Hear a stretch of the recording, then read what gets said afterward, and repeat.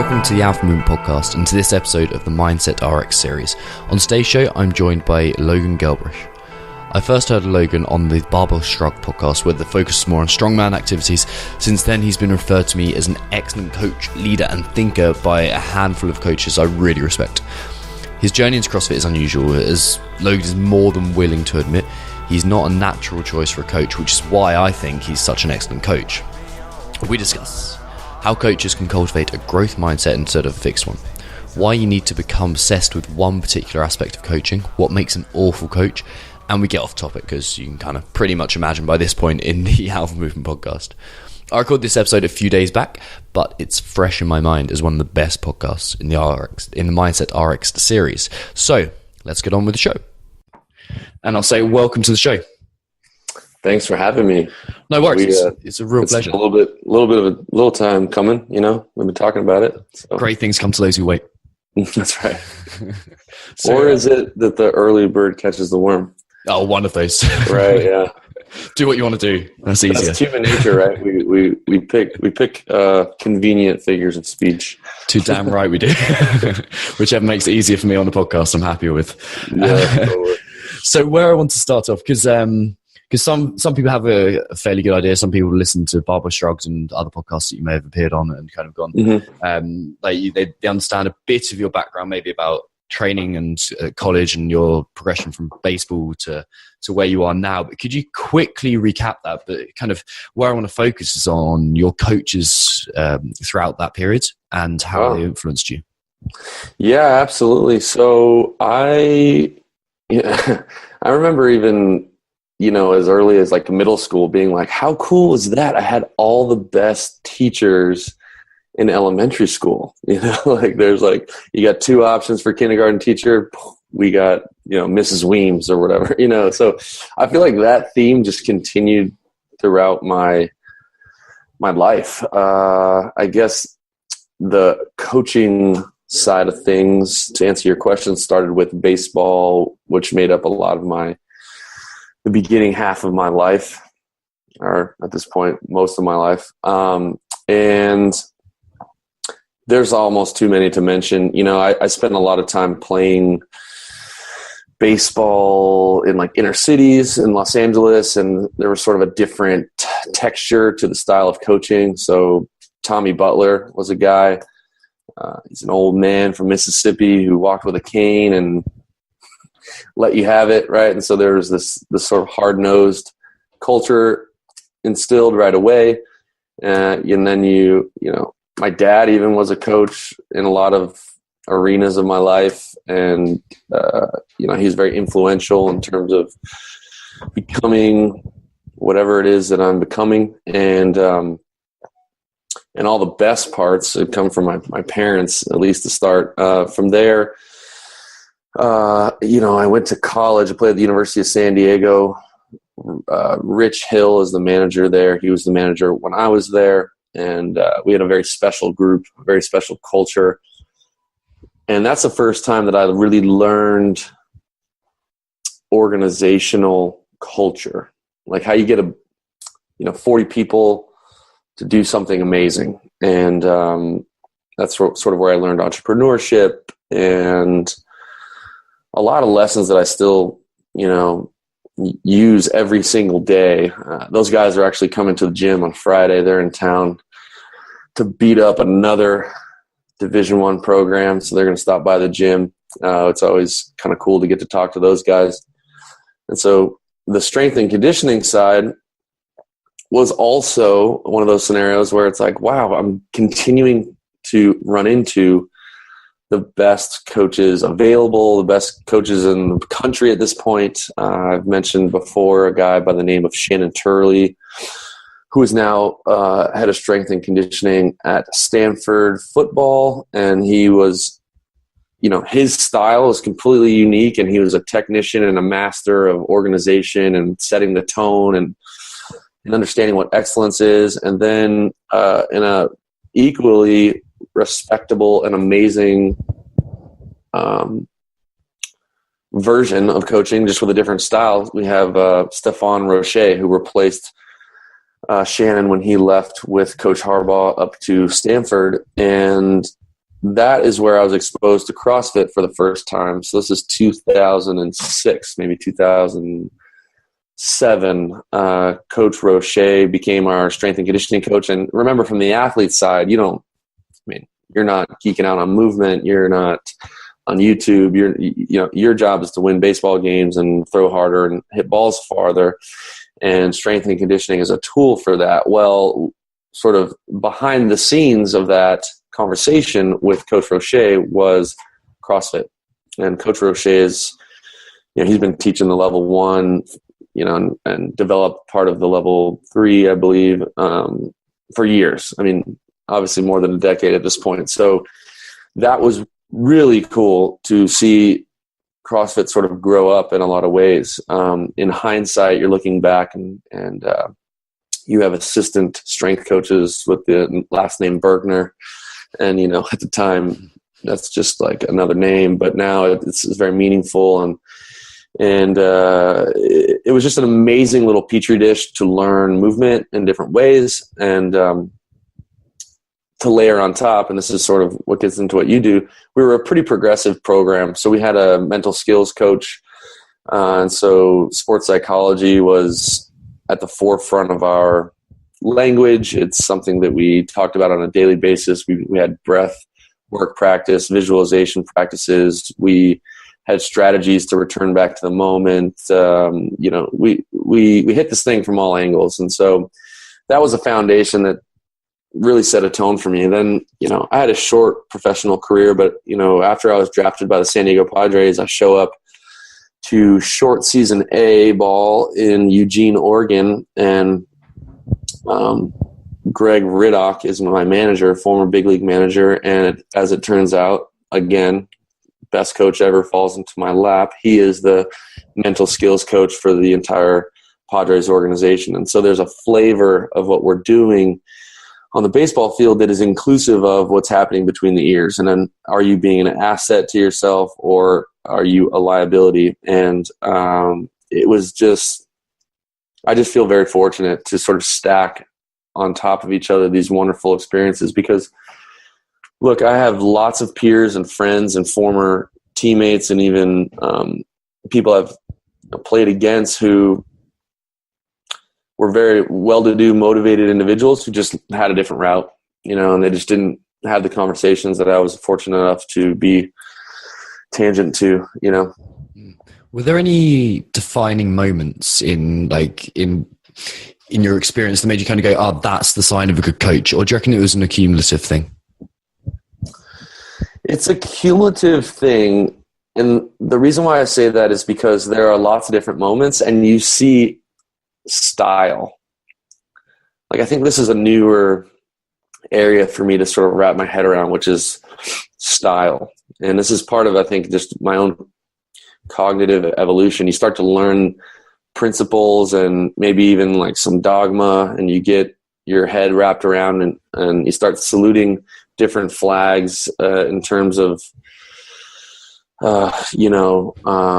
ideology, from CrossFit to Strongman to, certain styles of PT, and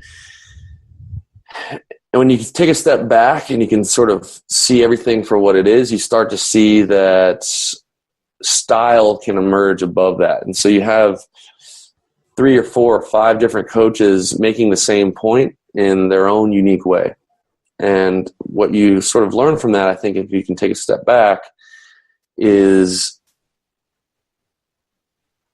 you can express many important messages differently. And part of that comes down to who's giving the message, who's receiving the message, the circumstance surrounding what you're trying to communicate.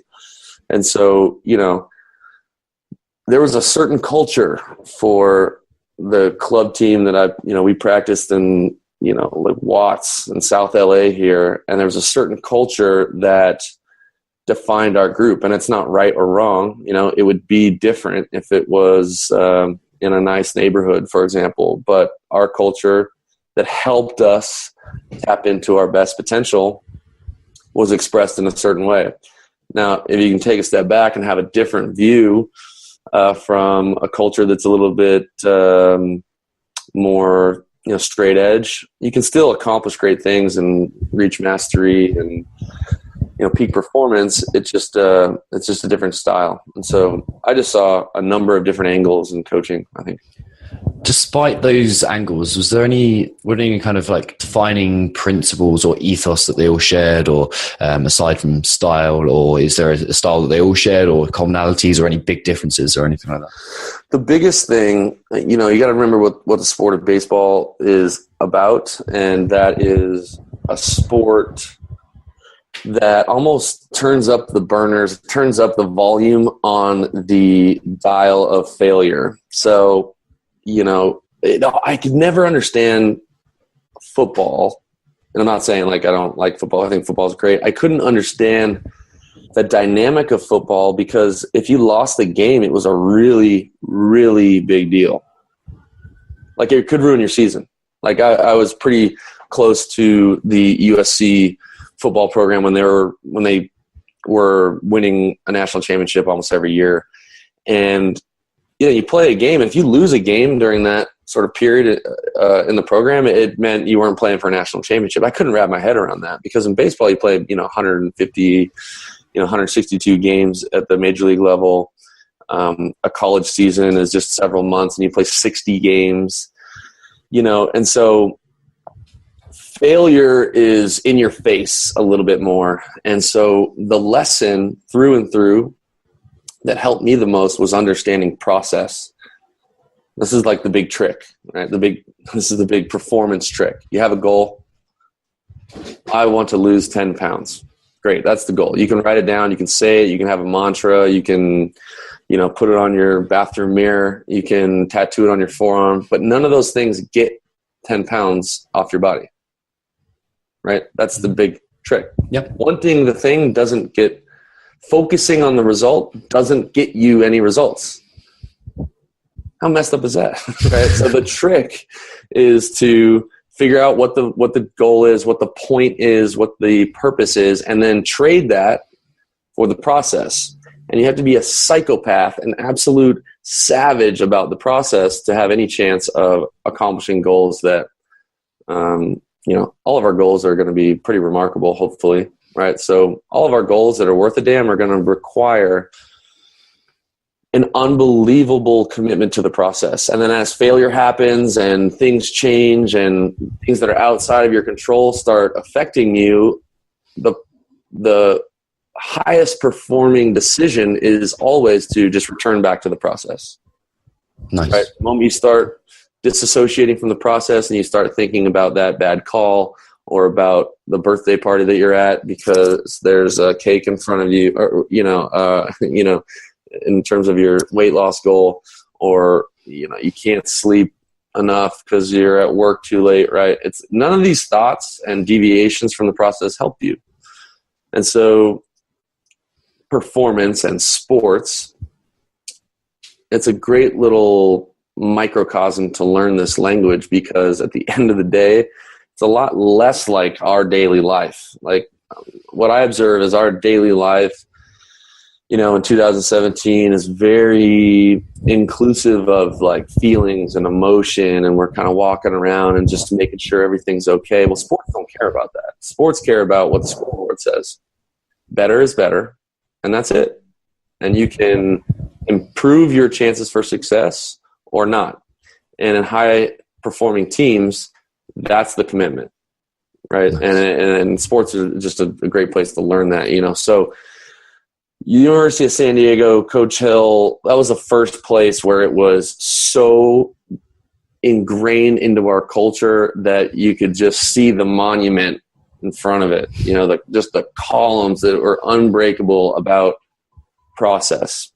And that was like my secret weapon because I'm not that athletic. I'm not that good at sports naturally, right? I had to like do all the cheater things and like trick myself and have a mental edge and just do 10 million extra reps and all that stuff. So I heard that and was like, oh, any wasted thought or effort on something that I can't control, like the results, like a bad call, like a the weather, whatever the thing is, like my previous experiences or previous results was making me a worse player. And I couldn't afford to do that. I just couldn't. I wasn't good enough. So process is king.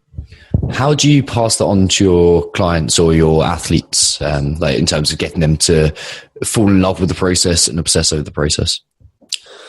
It's through your language. I think you can create a culture, well, one, through your actions, but also through your language. You can't assume people know things. I think that's something that we do really well at Deuce Gym, which is creating context, teeing it up. What is this? Because people come in and they think it's one thing, and it's never that, right? It's almost always more complex. There's almost always more going on than their perception. And so speaking to that and creating context is key. And so when someone has a goal, whether it's an aesthetic goal or a performance-based goal, we have to coach them through that trick, that switch of the mind. Great, you have this result-oriented goal that you want. How do we do it? What's the process? And we're just going to dump all of our energy in the process, and then every now and then we can look up and see where we are. Right, but in the gym setting, it's kind of like, I want a 500-pound back squat. Well, the one way you don't get that is test your 1RM every day. And just, is today the day? Is it today? No, it's not today, because we need to get back to the process. What's the thing? Right, we need to get you strong in this way, and that way. And this isn't about focusing on the results anymore. And so it's your language. Nice. I love that. When you look at Deuce, which I should probably point out is your place, yeah? Yeah. It's a cool little gym in Venice Beach. Yeah, it looks awesome. Somewhere I really, really want to train. I'll have to come over at some point. But when you look at that and you look at what you've kind of created, are there any ethos that you think are at the forefront of what you do in coaching? Yeah, I mean, first and foremost, this is a team effort. The gym is not a person. It's a thing in and of itself. And there's a lot of people that contribute to that. And we have probably the best team in the world, in my opinion. And the ethos that we all subscribe to, we're participating in this ethos alongside the students, is this motto, hold the standard, which we're very quick to put that in people's faces and share. It's written in the gym in gold leaf, 14 karat beautiful gold leaf on the wall. And it's just this ever present feeling that the gym, and this was intentional, the gym represents excellence. It's an idealistic place. And so it humbles everyone. There's world champions have been in there, professionals at a high level across multiple different disciplines, and they go in there, and myself included, and the staff included, we want to play up to that standard. And it's a relative standard. It's a burden that I think creates a sustainable forward progress in our lives. Like, you have the same exact thing that I have, which is, here's your potential, and here's where you're living. I don't know if you knew that, but you have that too. I have it too. And I don't know what that distance looks like, or even what this looks like, but there's space between here and there, right? Your potential is at the top, and you aren't quite there yet. Yeah. Now, the distance between where you are and your true potential creates this opportunity to close the gap, to get down to business, right? Today's Thursday. It's like, what are we going to do today, Thursday, to close that gap? And the sweet thing about this overarching motto, hold the standard, is it's never over. It's just not. Yeah. Right? And so that sort of creates this feeling, which I believe is a simple truth in life, that this is about the pursuit. Like, there's no finish line ever, and if we can buy into this pursuit, which is sort of a synonym for getting back to process, then so many things that we can't even imagine are possible, including all of our little tiny goals. Oh, I love that. You could just drop the mic there and finish the podcast. It's perfect. Are there any lessons that you impart to every new coach who comes on board? I think it's all the same culture thing. We have a very thorough coaches prep program is what we call it, where, we don't hire coaches.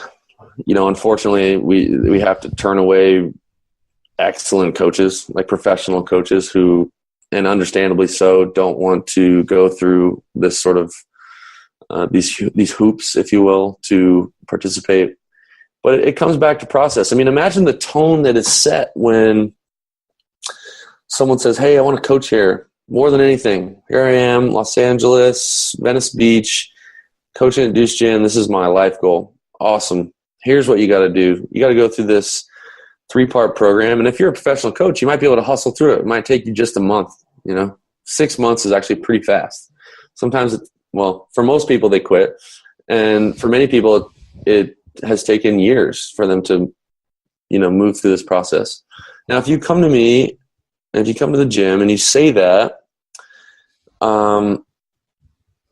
you could say, well, all right, I've been coaching for 10 years, but, I guess I'll humor you and I'll go through this process. You start to realize that, wow, these people really care. And these people are really interested in getting better. And maybe this isn't just about me checking a box and showing these people that I'm worthy enough. Maybe they're all just trying to get better forever, and I can get better as well. And then maybe you even surpass the sort of 3 levels of the program, and maybe even you get hired as a coach. Well, guess what? You're still in coaches prep. Like, I'm in coaches prep. We have 5 full-time coaches and 2 part-time coaches, and they are also in coaches prep. And without even explaining this, you can start to infer pretty quickly that, oh shit, like, this doesn't end. Like, when do I get to stop coming to this? Well, you get to stop coming to this when you don't coach anymore, at least not here, because it's our view that if we're the same people that we are today, a year from now, we are completely blowing it. Like, that's the story. I mean, we've seen it before. A successful gym kills it. Complacency. It's not like the good old days, right? And so we have this burden, that hold the standard burden thing, where it's like we are not at our peak expression. We're operating under our potential, and we are committed to forever evolving that thing. And so, of course, we talk about that, and we verbalize that as well. But that sets a very interesting tone.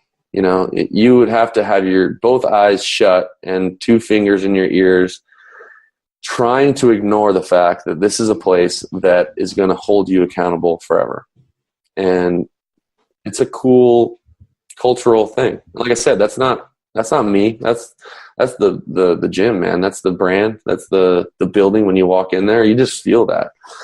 And that's way more sustainable if I or Danny or Emily or Lindsay or Juan or any of the other people there, had the gavel, at the top of the podium. They said, all right, listen up. Here's how it's going to be. That's not it, man. We're a living, breathing organism that is going to evolve into something way more badass and a way bigger threat to what excellence looks like 2 years from now than we are right now. Can't really tell you what that looks like either. No one can, but this is the culture that we've created, I think. That fucking rocks. Love that. I think you've kind of answered this without actually answering it directly, but do you think there's any characteristics that prevent someone from being a great coach? Absolutely. There's one, and I talk about this like on too many podcasts at this point, but I don't care because it's that important, I think. There's only one book that is mandatory reading right now in Coaches Prep, and I've probably purchased and given away 80 to 100 copies of this book, and it's Carol Dweck's work on mindset. And it bothers me so much. Like right now, I'm bothered because as I'm saying that, it sounds like a book that you would go and get at the self-help section of like Barnes & Noble, which it is, I think. Mm-hmm. which is so annoying because this, in my opinion, transcends that. In fact, her work academically is referenced. It's like the most referenced concept right now in adult development. It's up there, at least. And what I mean by adult development is the cognitive growth and sort of transformation that happens after adolescence. As an adult, we can evolve ourselves mentally in the same way that we can become more fit physically. Except for it doesn't look like more muscles and like faster. Hell, in times it looks like you're able to operate and view the world from more and more complex frames. And without getting too nerdy, her concept in short is that there's two basic perspectives if we want to create sort of polarity here. And one is this fixed mindset, which generally views our traits and habits and perspectives as mostly set in stone. Like if I was a fixed mindset person, I would assume like, hey, I was born athletic, and that's my thing. I'm a little bit artistic.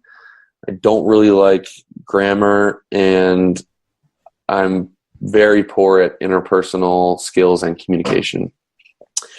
And that's just the cards I was dealt.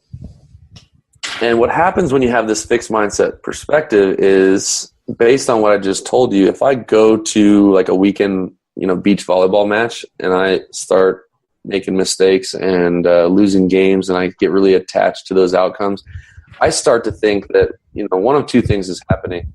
My whole life is a lie because I was allegedly the athletic guy, or I'm getting screwed over. Like, that was a horrible call. What the fuck? My team, like, you guys don't get it, right? I start getting defensive of my unchangeable truth.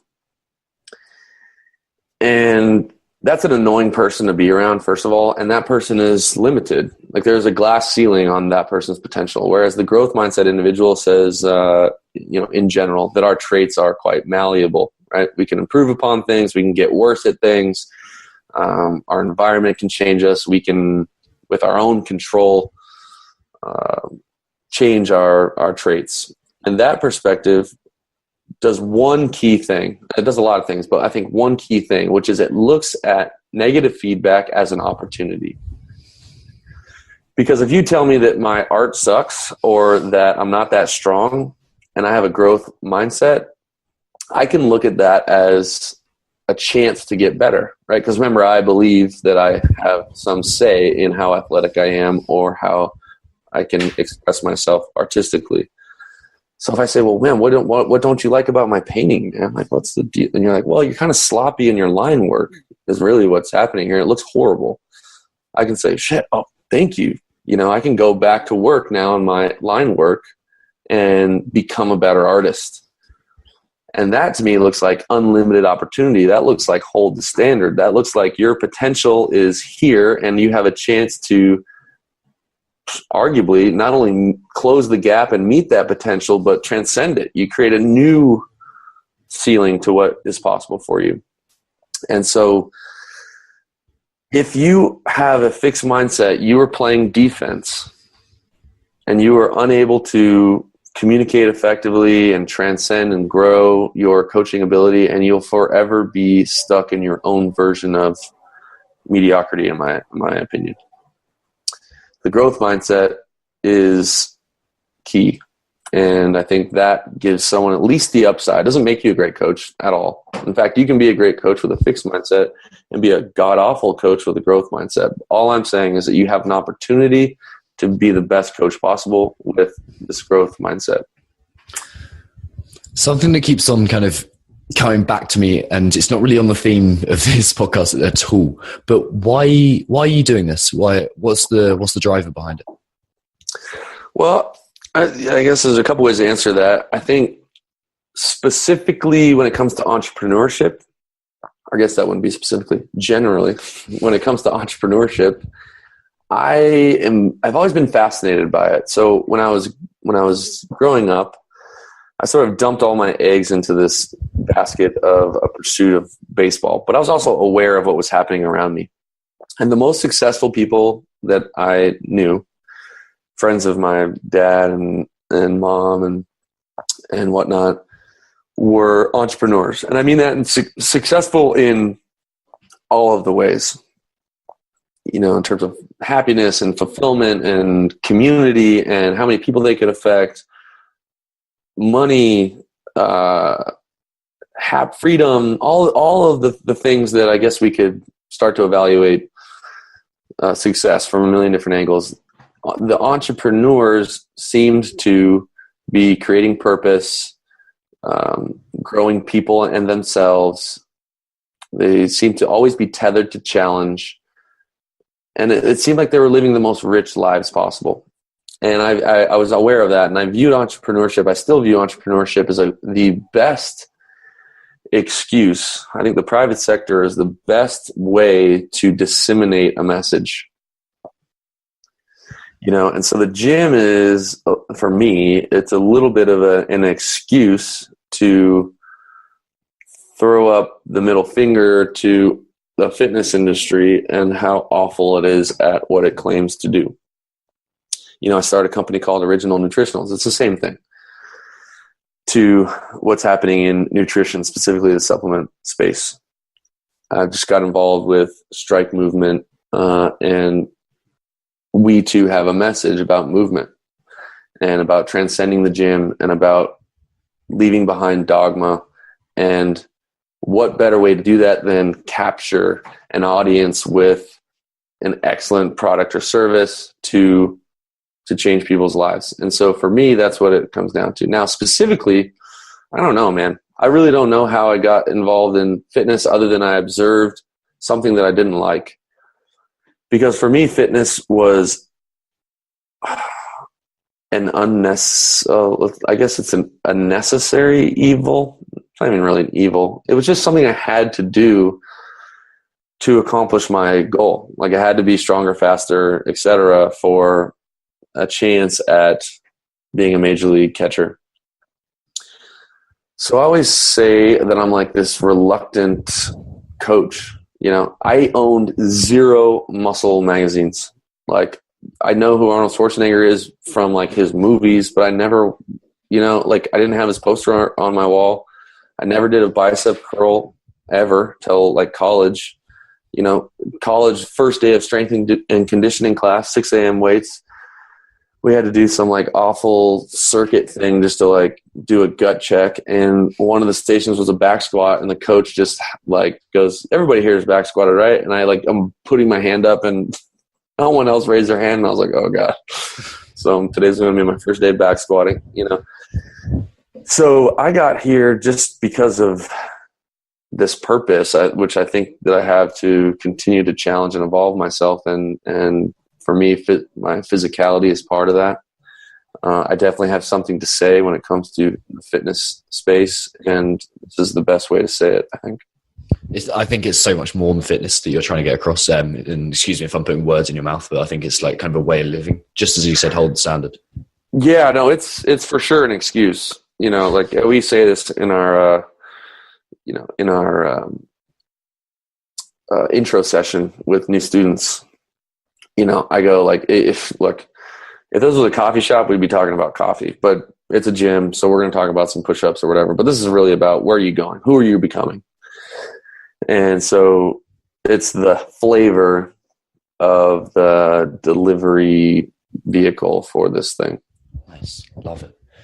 Something you mentioned it's probably about 20 minutes ago, actually, is you mentioned about developing interpersonal skills. And that's something that coaches will shy away from. And I've seen it a lot. I've definitely did it for at least a year or 18 months in my own coaching career because it was scary.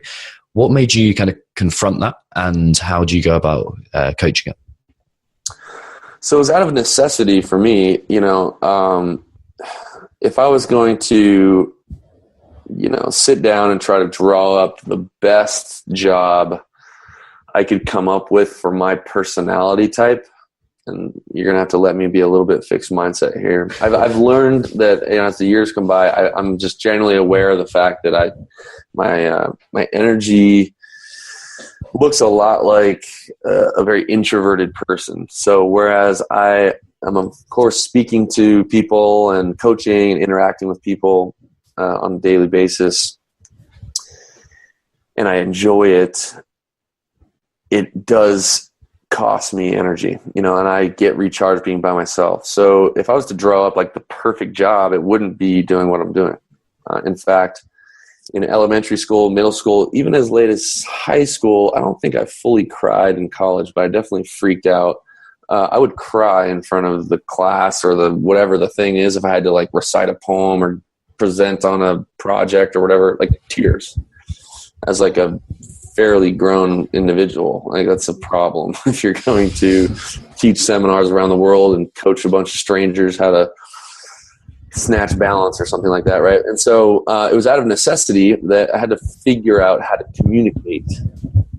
And I was so passionate about accomplishing this goal of sort of creating a gym and disseminating this message that, again, performance demands best practices. And if I'm a coach that mumbles and can't articulate and speaks too fast and is all over the place and, dare I say, have a presence of someone who may or may not cry in front of the group, well, that's not too hot for business. That doesn't do a good job. People don't want to listen to that coach, right? And so had to get better at it. And so when you're committed to excellence, and by the way, I'm not saying that I'm an excellent coach. I'm just definitely committed to figuring that out. I'm trying to figure it out. And part of that journey is how to communicate your thing. I'm fortunate enough now, somehow I got into this position where I coach other coaches, right? And I'll tell you what, in 2017, there are way, way more people who are passionate about fitness and actually know quite a lot about movement that are god-awful coaches. Because they cannot speak to people. They cannot share the message that they're trying to get across. You see it in every discipline. See it in jiu-jitsu. You see it in mentorship of any kind. From sports is a great example. Like if you got $100 million contract playing a sport, probably don't coach it. It would be almost a coincidence that you'd be able to articulate your craft that well. So it was out of necessity, and it just so happened to be something that I'm terrible at, and I'm still not good at it. But I critique, and this is my thing, right? I generally feel like I'm a growth mindset individual who's hungry for negative feedback. So I watch myself coach. I'll listen to this podcast, and I just crush myself because I sound like I'm asleep. My energy, this is just how I observe my own voice, right? And so I want to improve upon that and articulate better and speak more clearly and appear to have better energy because I'm excited to be with you. So the process is looking back at your results and extrapolating the information from there. Yeah. I mean, look, if we're going to call a spade and say that my peak expression, my highest potential is at the top, it's the ceiling, and then I am living and operating and working someplace under that ceiling, I'm humble enough to maybe admit that, then I'm very interested in closing that gap and getting better. There's more value for me. There's more value for you and anybody else who is in my life. And the way to close that gap is not to find out everything underneath the curve, if you will, that makes me so good. That doesn't afford me any information, any actionable step to close the gap and improve. So I need to be interested in negative feedback, interested in the harsh realities of where I am now and the reason why I'm not yet at my full expression. And so it really helps to have a growth mindset in that way. And it really helps to do this other thing that is sort of a signal of a more mature perspective, which is constantly seeking disconfirming information. You know, like my friends, my close group of friends are ruthless. They don't let people just dick around and underachieve. And not that life is this big like test of, you know, who you are, but we are, I think, responsible for evolving and growing and being capable of more. And that, you know, in a silly sense, that could be some stupid gym things, but it could, you know, could be more love, more commitment, more complexity that you can hold more for other people. And so the people that I'm around aren't necessarily the kind of people that tell me how awesome I am. Now, that's a silly conversation. You know, I really don't really know what to do with those conversations. Man, you're so great. Like, I just love, like, okay, this is awkward. Shut up. You know, and I observe, and a lot of the people just so happen to be high achieving individuals. You know, I'm very fortunate to be surrounded by remarkable people. And here's the big surprise. They are obsessed with how they can get better as well. Yeah. You know, this is not a big, like, congratulatory, look how awesome we are party. They want to know, you know, our good friend, neighbor is a chef. Chef Antonia. She's a remarkable chef, maybe one of the most popular, successful chefs in the U.S. for a number of different reasons. And when you eat her food, whether it's at a restaurant of hers or we're cooking here at the house, she doesn't want to know how good it is. She wants to know what went wrong. What about this? How was the hostess? What do you think about the seafood salad? Was it kind of enough onions? Right? She's curious to find out how she can improve. That's how excellent people become excellent. It's not looking for a compliment. It's not looking for validation, you know. And so I just observe that. I'm just learning from the people around me, really. Who or what, aside from the people around you, influence you most? I don't know. I think, you know, I'm definitely willing to tip my hat to our environment. I feel like I've had the most fortunate life surrounded by most sort of amazing people. But I will say that I'm a very intrinsically motivated individual. You know, like, I didn't need a single nudge from anyone at any point in my life to completely max out my preparation, effort, and attitude towards my goal when it came to baseball. Not one bit. I didn't have any, like, overbearing coaches or parents or whatever. Like, I was a psycho about preparation because I knew it was for me. It gave me the best chance to realize what I wanted to do. And the only reason why I say that is if we are self-respecting people, you would be silly to act in any other way. You know, like, for sure, I like money. For sure, I think cars are cool. For sure, like, big houses are awesome. For sure, fame and recognition, I guess, feels better than not fame and recognition.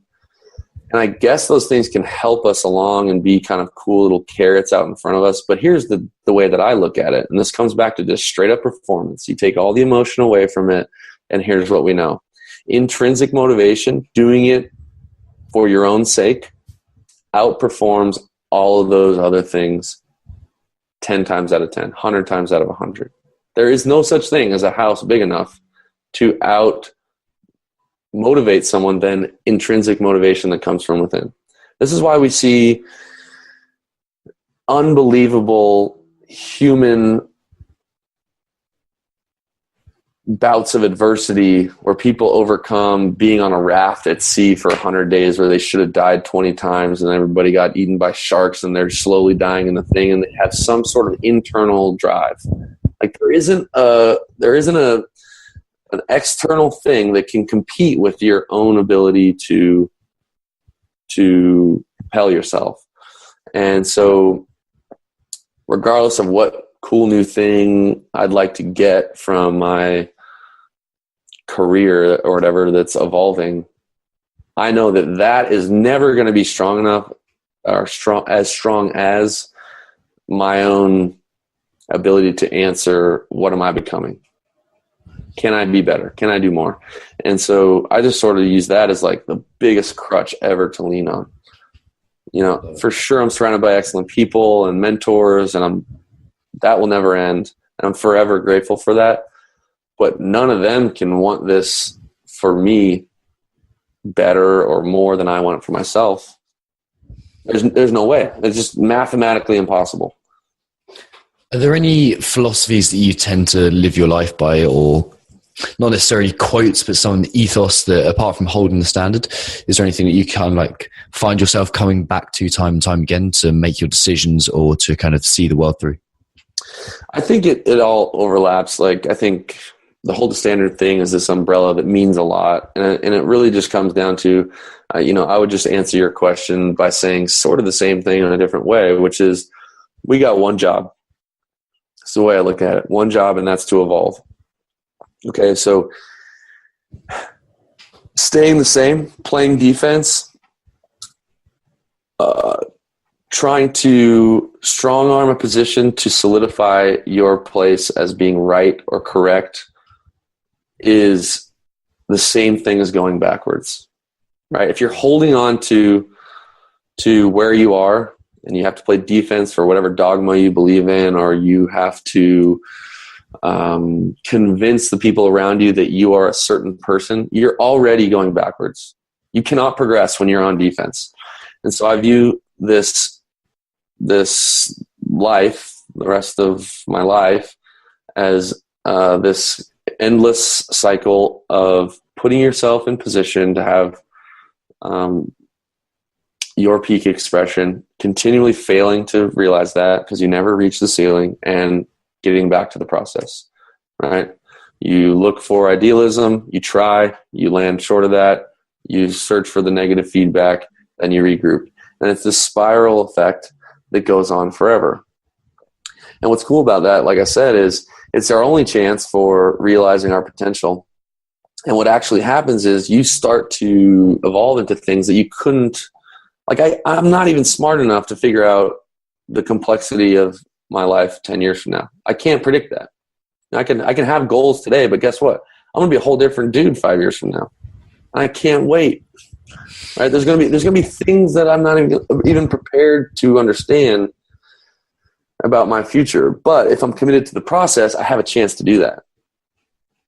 But if my existence right now is, hey guys, look how smart I am. Look, I swear, like I'm a gnarly athlete, or like everything that I say is true and right and all that, then I am so busy holding down the fort that I don't have a chance to leave those walls.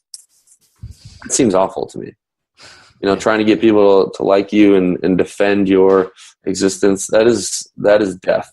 That's sealing the deal on your own death. And when people do that, I can point exactly to where your limit is. You're showing me exactly where the end of the road is for you. And so I just don't want to subscribe to that is what sort of guides me. And, people say, like, people ask me, like, so what's in your future? Like, what's coming up in the next 5 years? I'm like, well, I guess I can talk to you about like stuff that I'm working on right now, but I just want to be in position to realize all these things that are going to be coming my way that I can't even prepare for. And that always comes back to process. That's exactly right. Exactly right. I see why you get on so well with Julian now. It's, the correlation. Yeah. On the subject of negative reinforcement, what do you think your greatest failure is? And by what I mean by that, it's like buy you some time is, I'll give you one of my examples. Like there's this lady I was coaching Saturday, and like, to cut a long story short, in the middle of some deadlifts, she just burst out crying. And I wasn't what was that about?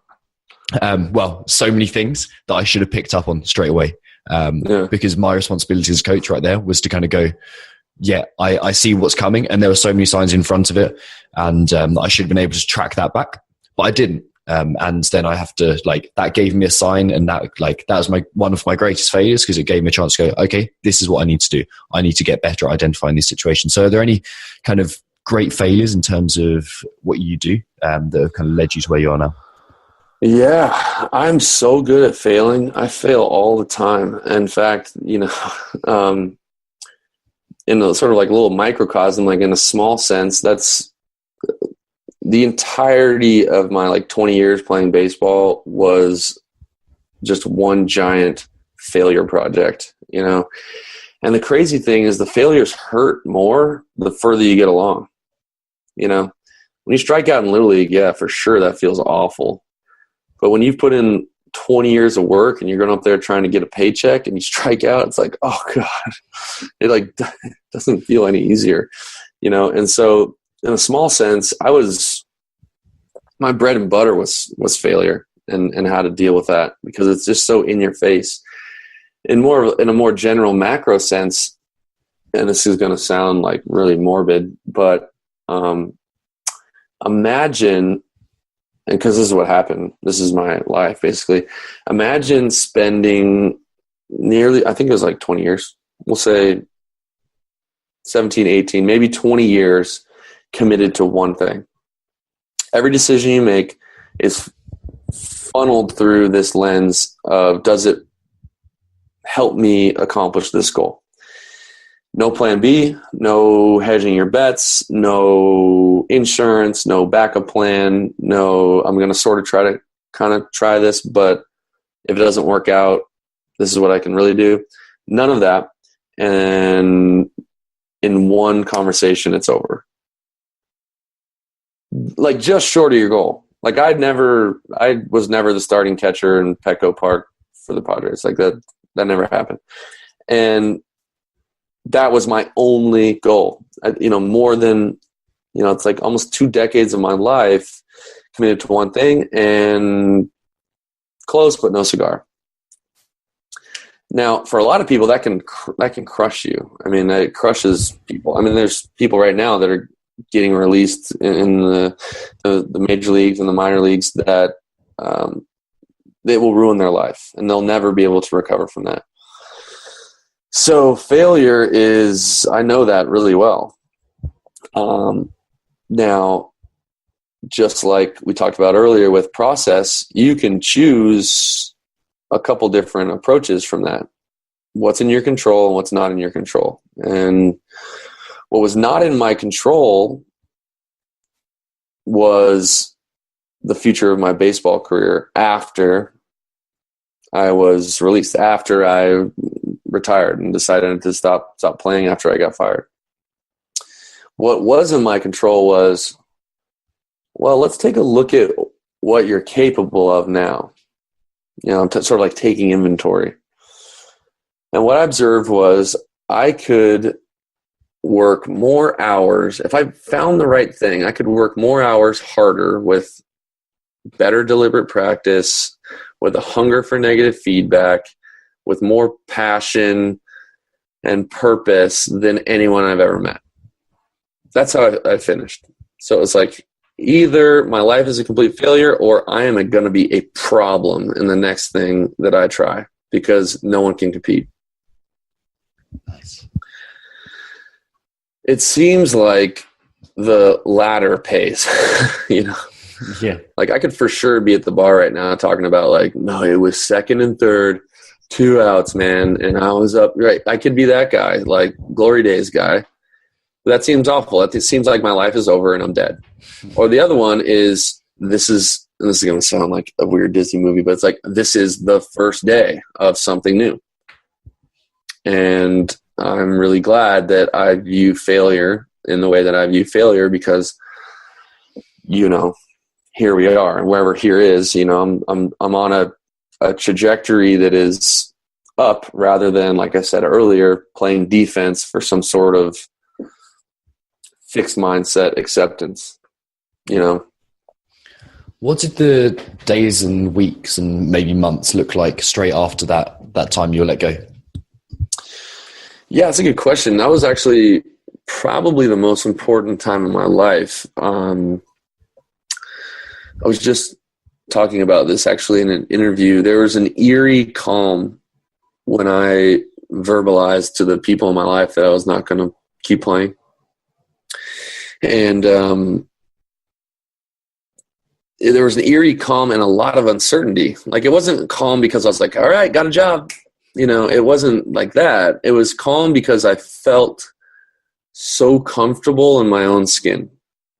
Like, I felt like the world was was mine. And it didn't really matter what I chose, but I was going to choose my next sort of trajectory carefully. And if I could just do what I did again, like dump my best effort into something, then the rest would be history. And I could totally weather failing again because I had this goal since I was 5 years old. So what else do you got for me? Right. And so,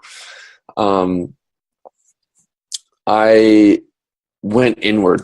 I split my life into 3 parts. As I said, there's like this spiritual part, an intellectual part, and a physical part. And I want to see what it looks like to dive into the process of maximizing my potential in all 3 areas. So it went from very specific, everything went through this specific lens of what is going to help you win baseball games, to what does it look like to be the best person through these 3 things. And so I was reading at a pace that I still can't replicate today, like 3 books at a time at an insane pace. I was like painting of all things and doing all this like writing. And so sort of formulating what I believed in, who I was, and what's sort of coming next. It was such a powerful transition in my life. And most specifically, it turned to moving back to Los Angeles and learning the ins and outs of the sort of gym game. I reached back out to our strength coach, Stefan, who I mentioned earlier, and said, hey, I need a mentor in LA. Here's my thought. I want to have this fitness school kind of thing, a gym where we sort of change how training is understood. You know, we're gonna treat regular people like athletes. And he said, go see this guy, Andy Petronic, in Santa Monica. And so I like showed up just with way too much energy and was like, I'm going to be an intern. I'm going to go to the intern Hall of Fame. And he's like, calm down. Take out the trash, calm down. And I just used my like area of expertise, baseball, as a means to make money temporarily. So a couple days a week I was coaching at a baseball academy, and then it afforded me time to dump a bunch of energy into learning how gyms work and whatnot. And that time of my life is really important. How did painting come about? I always liked art. In school, that was probably my favorite subject. So, you know, the life of an athlete, specifically in baseball, is extremely unhealthy. And I don't want to say there's no room for that, but if you were going to follow the socialized norms of what life as a college or professional baseball player is like, you know, there's not much art going on, right? And so I came off of a life of playing every day at 7 o'clock and then drinking whiskey till 2 a.m. and waking up at 11, eating horrible food every day, to maybe just expressing some interest that I had the whole time. So it was just a cool little outlet. I still like art to this day. I don't really paint or draw as much as I should, but I do some design things, and I feel like the gym marketing is a way to be aesthetic for me. Oh, you do it all yourself? Yeah. Ah, nice. That explains it. That explains the congruency in the branding and all that kind of stuff. Yeah. And what about writing as well? Because I've been reading the blog, obviously, not only in preparation for this, but kind of sporadically from time to time as well, for my enjoyment. And you write really well. What does that come from, and why do you write? It's a good question. It's a two-part thing. The first simple part is from Andy Petronic, my mentor when I moved back here. He had a daily blog for the gym, and I just understood it as how things went. Now, there was purpose there. I viewed it as probably the same way that he viewed it, which was that you can only take the conversation so far in a 60-minute class with someone when you're talking about burpees and pull-ups, right? And remember, my own bias in this whole thing is I'm like the weird anti-fitness guy to start with, so burpees and pull-ups just are not that exciting to me. And this whole thing is sort of an excuse to talk about other things. So the blog was the way to have that conversation, really. And it was quite simple. I just put myself in position to where I had no other choice than produce this blog every day. And now, we're like 3,000 blogs later. And as it turns out, you get some good practice when you do that, right? So it's been something that's just evolved. I think it also speaks to my nature, right? Like speaking with people, verbally interacting with people is probably my, worst form of communication. And so writing allows me to be this introverted thinker guy. And so I can communicate probably most effectively writing. So I think that's part of the reason why I gravitated towards it. Yeah, I completely understand that. It gives me time to think as well when I write. You mentioned daily routines, and you mentioned before we started meditation and jiu-jitsu as well. How long have you been meditating now? It's a good question. I came back to it, I guess, in this style, like sort of the straightaway headspace style, probably a year and a half, maybe. Okay. But it showed, it was more prevalent in my life when I was playing. So we did as a group, and then I did later as an individual visualizations and breathing routines daily. Actually, I remember going to like a float lab thing like several years ago and being so angry that I wasn't as good at meditating as I used to be. So that's obviously me like further meditating poorly because I'm outside of the moment, just crushing myself for not being as good as I was. But I could tell that I wasn't, I'd gotten rusty, if you will, and that really bothered me. So I dove back into it. Yeah, nice. And you following, do you say Headspace, or have you got another type of meditation you do? Yeah, I just do Headspace. It removes some thinking, planning and whatnot for me. I've been, in addition to that, doing the breathwork specialty course at the gym at Deuce on Mondays at 8 p.m. There's a breathwork class, which isn't fully in your face a meditation class, but the intensity of the breath work sort of can take you there anyway. And then our coach, Jonathan, sort of takes you through some moments which are helpful and reflective. And so I can take all of the opportunities, and I should take all the opportunities that I can to get back to myself, because that gives me energy to go out and do, I guess, what I do, right? Like if there's a day where I coach even like 2 or 3 classes, it takes a toll on me. And I realize that's not a lot, but for my personality, I need these strategies to come back to my energy. Yeah. And actually let's go with this instead. Are there any techniques that you still use from like the mindset side of training or the sports psychology side of training that you still kind of implement today?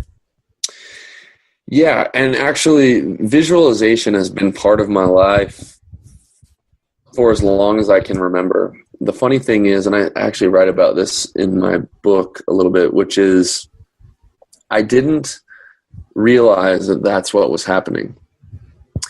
Is that even from a young age, I remember actually in first grade, I can only understand this thinking backwards, but in first grade, for example, there was a day where my neighbor's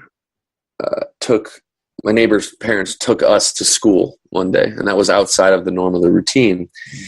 And our school started later, and so we went to the library before school. And because it was out of the routine, and because I wasn't privy to that information, I felt completely lost on the day. It felt horrible. And it was just a slight deviation from the thing. And it wasn't the deviation that bothered me, and this is me learning this in hindsight, it was the lack of mental prep. So this is me understanding, and I understand this fully later when I was 15. I got a call from a coach after school who needed a catcher. I was a catcher, which is a position that in baseball is generally valuable because you got to be sort of an idiot to play it, and it's just no one wants to be back there. And it's a more of a uniquely skilled position, so very few other positions can play it, right? It's like a binary deal. You know how to catch or you don't. Yeah. And so a coach needed a favor for like a scout game down at Long Beach State. And he said, "Hey, I know it's last minute, but it's a game tonight at 7. We need you. Can you come play?" And I wasn't very good at telling my superiors no. So I said yes and went down to help this team out. And I remember on the drive down, my dad was taking me down feeling really uncomfortable. And then I finally got to the field and I go out for team stretch and I felt like lost. Now, if you look at it in retrospect, mathematically in that point, I was the most prepared I'd ever been in my life to play a baseball game. Right? Like it's this moment right now. It's in the moment. So therefore I have my entire life up to this point to have prepared to throw and hit and catch baseballs. Why do I feel unprepared? And it was because what I didn't realize I was doing was the day before and the days before a game or a practice or school, I had already thought about being there 25 times. I'd already envisioned every scenario that could ever happen many, many, many, many times. And so in this instance, I felt behind the 8 ball, and it was that awareness that made me realize that I had been visualizing at a high level my whole life. And I attribute that to my success, whatever level of success that was in baseball relative to my peers, who many of them were more athletically gifted than me. Like it explained everything. It explained why I developed this level of mastery in a sport that plenty of people were interested in, right? And so that was solidified with actual practices in college. So Carlene Sugarman was our team sports psychologist, and we would do visualization drills where you actually lay on your back and you do breathing technique, and there's a routine, a place where you sort of go mentally, and then they sort of walk you through visualizing scenarios and at bats, and we would have different strategies. Like I had a place in the stadium where I would look to visually to reset, to come back to the moment. So if I experienced each pitch, really, I would reset. So whether I was on offense or defense, I would prepare my approach for the pitch to live inside of the moment. My entire game shrinks down to winning this particular pitch. The pitch would happen.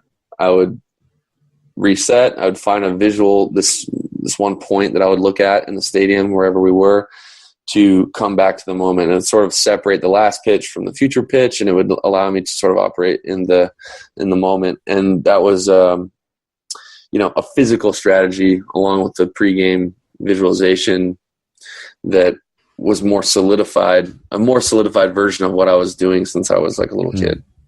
Pre-game, were you visualizing positively or negatively, or mix of both? Positive, almost all positive. There are times, it's sort of like meditation, right? There are times when your mind sort of runs away from you, and maybe your mind starts to see something unclearly or a negative outcome, and then the strategy would just be to come back to it and then fix it, basically, amend it, and so that was the strategy. And there's an interesting evolution there.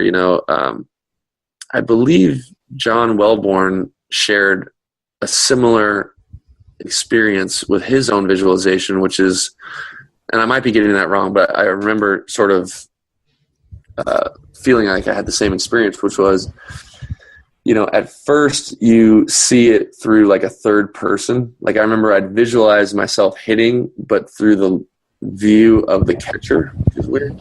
Yeah. I'm seeing pitches and understanding like which pitches to go on and which pitches not to go on, but not through my own eyes. And then I could see it through my own eyes. And then I could see it from this weird above position that was no one's eyes, And that was always cool. I don't know, everything gets distilled down so tightly in high performance scenarios like that. Like I would imagine this is to a higher level, actually, that war fighters deal with, just because the consequences get greater and greater as performance increases, and so it gets really interesting when you devote your life to something, because best practices just emerge naturally, and visualization was my savior. It was my creator. There's a whole reason why I could even be there. So yeah. Love it. We've touched on the book a couple of times. Can you talk a bit more about what it is and kind of why you've written it and where people can find it? Yeah, the book is almost done. We're in this sort of editing process right now, and then I'm sure it'll be available on Amazon. We'll probably do like a pre-order first, but long story short, it's not about fitness. This is a book about decision making, and essentially I observe that many of us have a broken decision making model, especially when it comes to the most important decisions in our lives. And how that looks is, on one end of the spectrum, we have our purpose or our dreams or our peak expression. And then on the other end of the spectrum are things like social norms, perceived safety, something that feels like it's responsible. And it's my view that there are no shortage of emotional justifications for like pursuing what you want to do.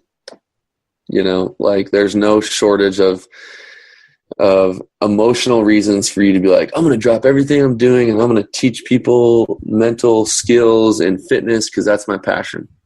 That's easy. No one needs to like talk you into that. However, there's this tug that you have and I have and everybody else has, which is, well, let's be logical here, man. Like, I went to college, or I, have these skills. I should just work at this company and get nice benefits and something more stable. I mean, come on, let's be honest, right? I got bills to pay, right? And plus, it's not that realistic that I could be an entrepreneur or an astronaut or a shortstop or whatever the thing is.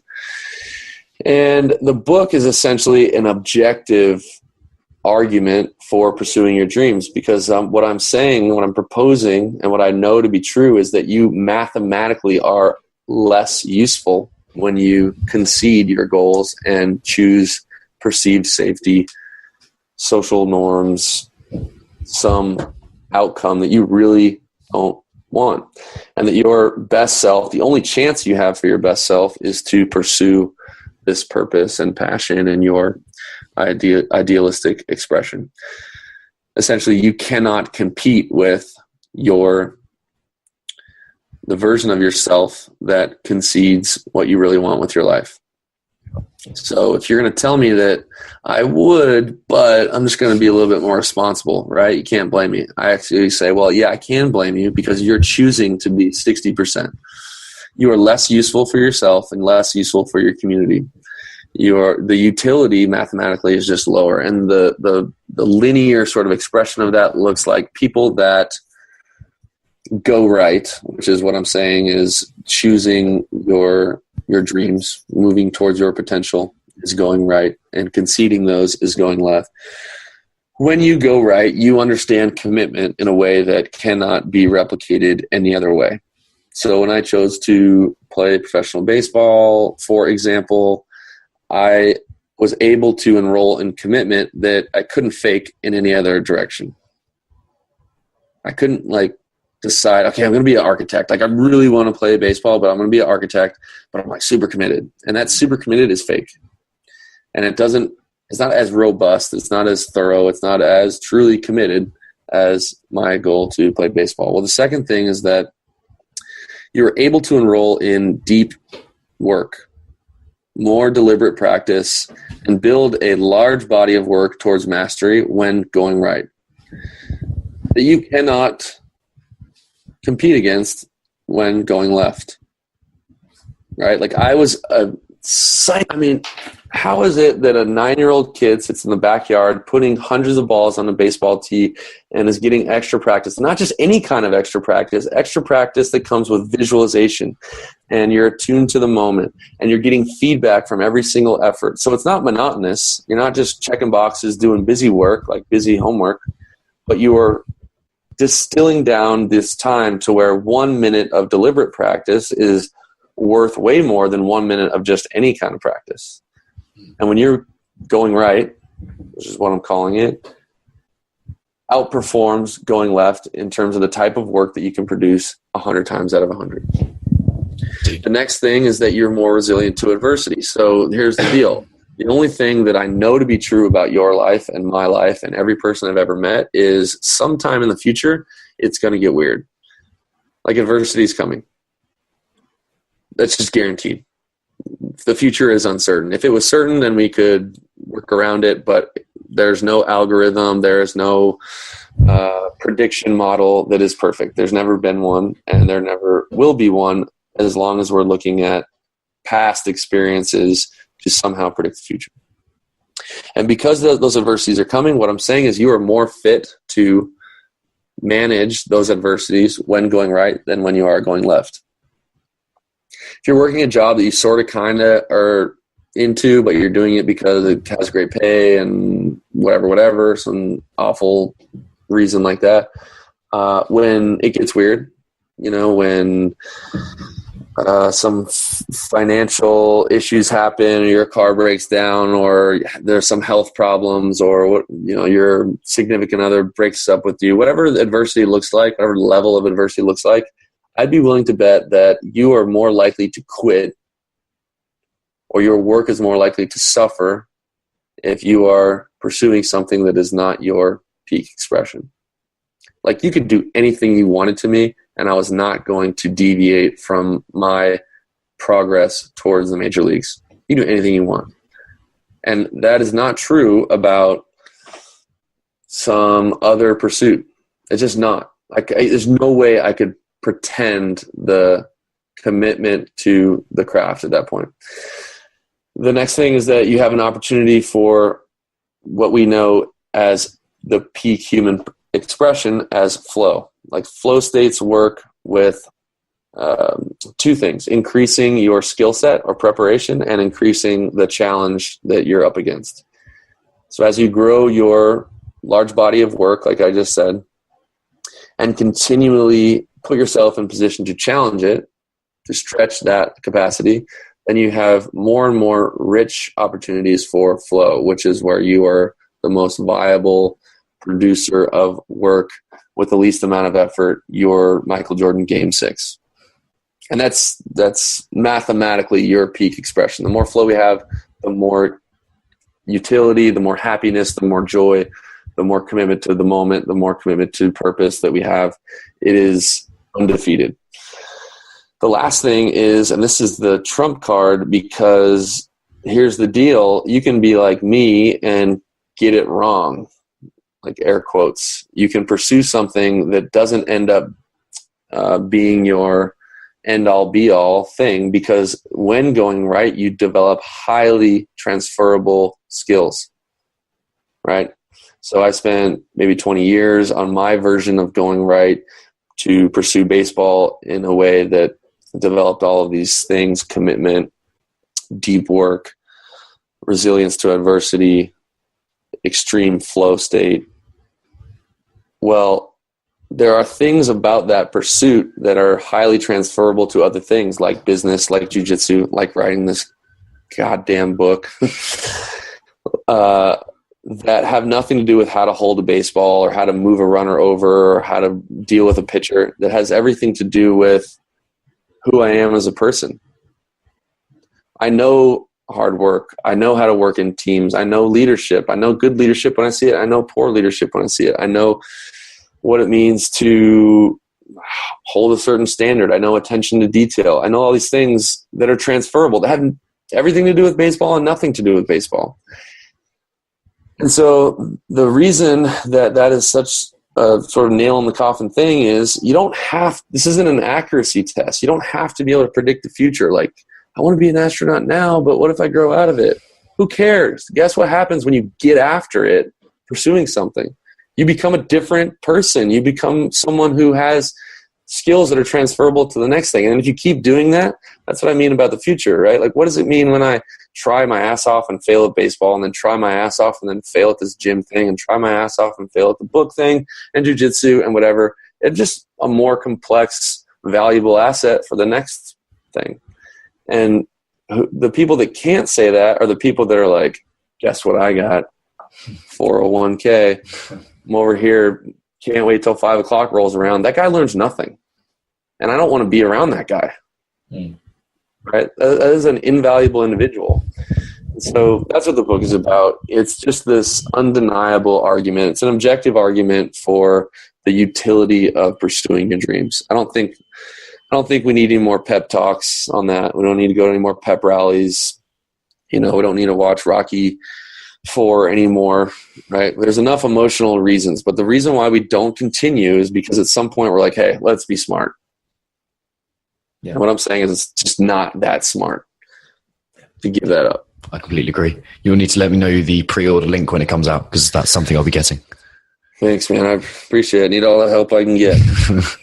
And let's finish on this. Where can people find out a bit more about you and Deuce and the book and the Hold the Stand Summit as well? Yeah, so deucegym.com, DEUCE gym.com is where the blog is, and I think that's worth a read. We got to make reading cool again, people. Yeah. Just read stuff. And I'm on Twitter and Instagram at Functional Coach. And we're doing another. I have a new seminar that's going on. Sort of, we did one in Spain, and we're going to go back to Spain, actually, Barcelona in September, talking to gym owners and coaches about leadership, organizational culture, sort of plug and play programs and systems to help you improve your business so you can hold the standard. Nice. And I know someone who's been on the first one, Pablo, and he said it was excellent. So yeah. Cool, man. Awesome. Thank you so much for coming on the show. Thank you. Thanks for having me. No worries. It's been a real pleasure. Thank you for listening to another episode of the Mindset Rx series of the Alpha Movement podcast. I'm sure you'll agree that Logan was an awesome guest. I'm really kind of proud of this episode. I am really proud of this episode. He crushed it. So a massive thank you to Logan if you're listening, and also please feel free to reach out to us. Let us know how you enjoyed the show, all that kind of stuff, and don't forget to buy some books. My books preferably.